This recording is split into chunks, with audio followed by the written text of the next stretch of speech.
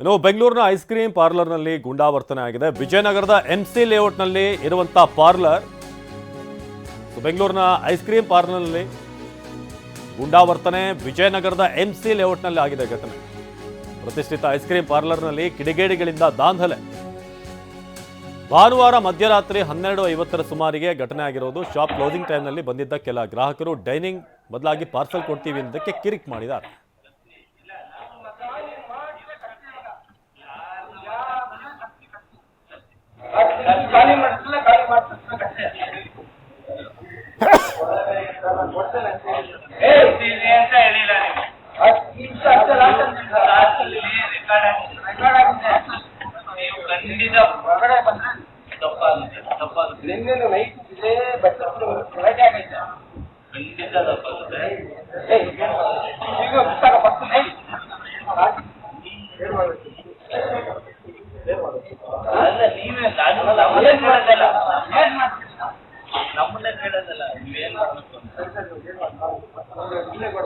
ನೀವು ಹೇಳಿದ್ದು 10 ನಿಮಿಷ ಖಾಲಿ ಮಾಡ್ತಾರೆ.